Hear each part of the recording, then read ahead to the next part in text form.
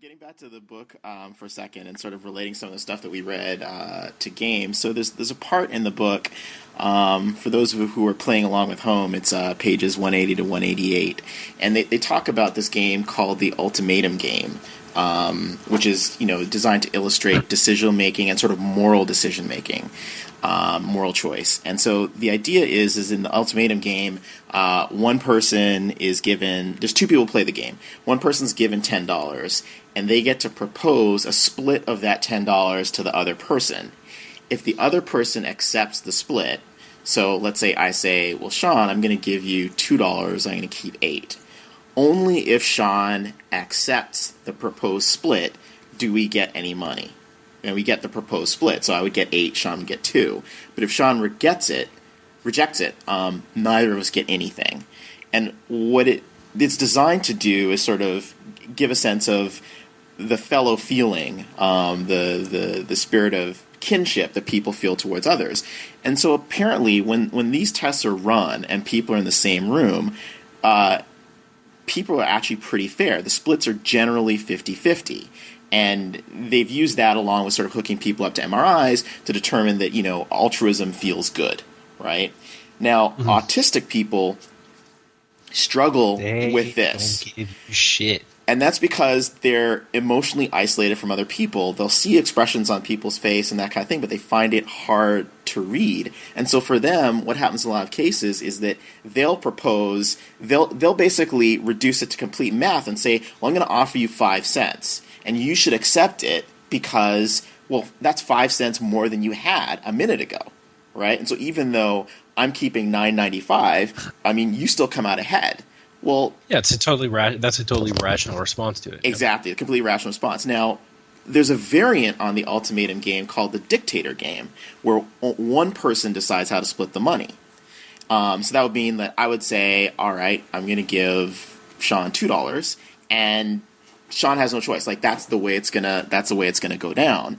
And in that situation, tyrants, they call them tyrants because if one person gets to decide, they still give away about a third of the money. But this is the interesting part. When you create social isolation, like when you put two people in separate rooms, it reproduces a situation that's akin to autism. The tyrant, the person who gets to decide, stops simulating the feelings of other people, and they behave more like an autistic and keep way more of the money for themselves.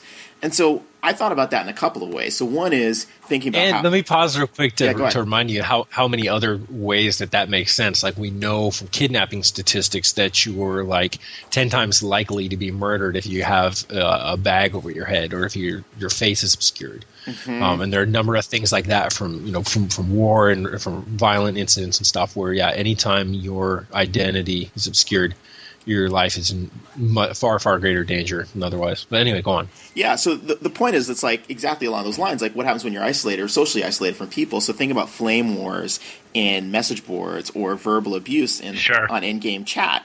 But the game I really wanted to relate this to was Left 4 Dead. And the reason is because like Left 4 Dead, I think, does like an excellent job of promoting altruism and that fellow feeling. And if you think about the ways in which they do it, obviously you can share your first aid kits and pills with other people. But there are ways what's just as important as that is the way it increases your awareness of your teammates, which I think reduces social isolation. So everyone's health bar and their loadout is shown. There's a yellow outline that lets you see everyone's position even through walls. When you move your reticle over pickups, your character automatically calls it out for your buddies to hear. When you shoot a friend, they call it out and vice versa. And when a friend is downed, your friends call it out. The character calls it out and vice versa. And you see it displayed on the HUD that they're downed. You see them in an icon of them in a prone position. And so Left 4 Dead, I think about it, and I wrote a little bit about this, and I wrote an edge column about this, but I didn't have the benefit of reading How We Decide and sort of tying all of this stuff together. But it was the point I was trying to make, I guess a bit less eloquently, is like how Left 4 Dead makes us realize how powerful a tool altruism is within games, and how little multiplayer games and co-op games do to promote it, simply because they don't provide enough information about the state of your friends. So you're left with voice and a couple other things to determine it, and so you're socially isolated. We're all like sort of autistics playing these other games. Yeah, it sounds cynical, but an altruistic act, especially in a video game, and you know, and even to some extent in the larger world, has to be acknowledged. It has to be visible, but especially in a game, it's like, who's going to be the healer on a team if no one knows who's healing them, or to what extent their own success is facilitated by the work of the healer.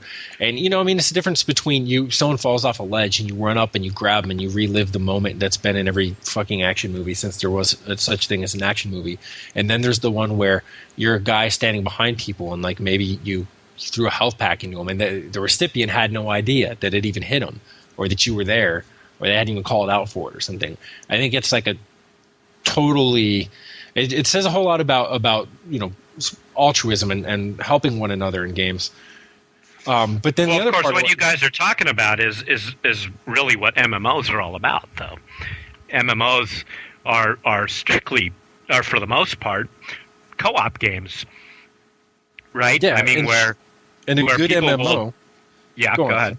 You know, there's PvP, of course, but, you know, huge chunks of WoW, I mean, the majority of WoW players aren't PvP players.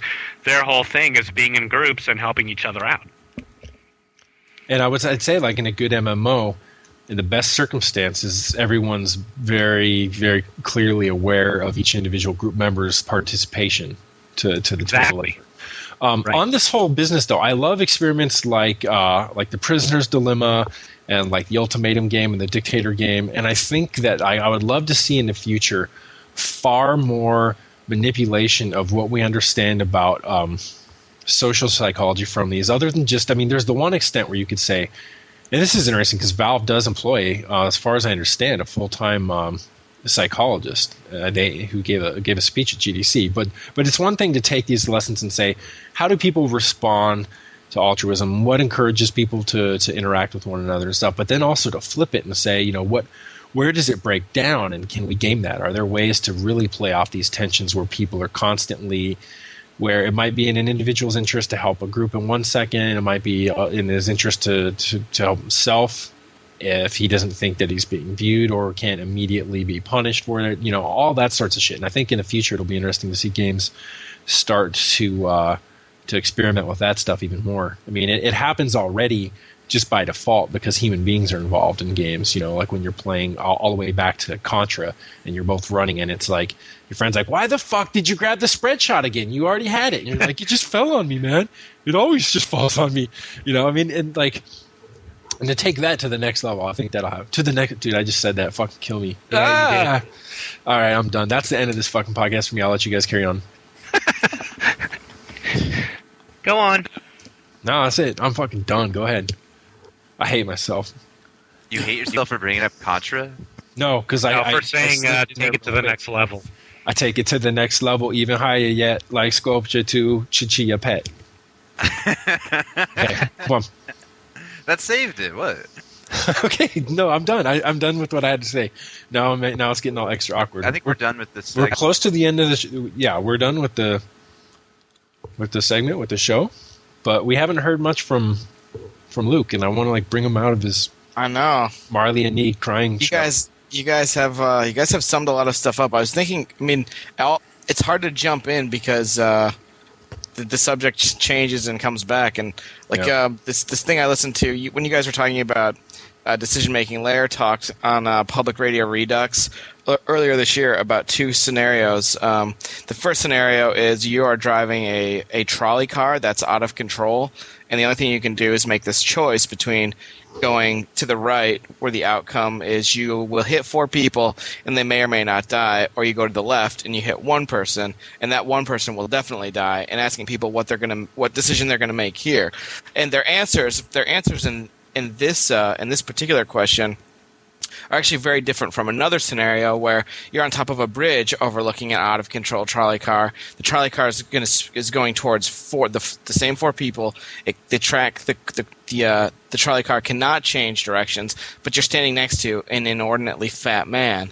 And if you push this fat man, he'll fall off the bridge and block the trolley car. He'll die, but the 4 people will live. And they found that people were more willing when they're driving the trolley car to make the choice to kill one person because they could rationalize that the trolley car was killing the person, whereas if they were actually pushing the one man to kill this man to save the 4 people, then that act suddenly became like they couldn't reconcile that act. And it was from February earlier this year. I listened to it last night. It was actually super interesting and ties in a little bit, especially with some of the scenarios that you could face potentially in a game like Left 4 Dead. And bless Valve, those guys did a bunch of really smart stuff in that game. Yeah. We need more fat. What we're saying is we need fat people to push on the tracks in the games. Yeah, exactly. Yeah. Well, if you think about it too, is that one of the things that by giving us more awareness of the state of our fellow players in Left 4 Dead, it also creates a situation where sacrifice becomes more.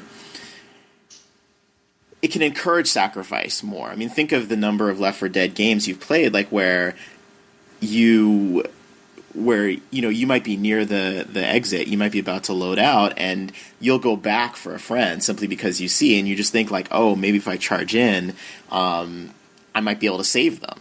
You're having this awareness really makes a big difference in that game. It wouldn't work in the game, but I was just thinking when you're saying that how funny it would be to have a case like that where it comes back to haunt you later.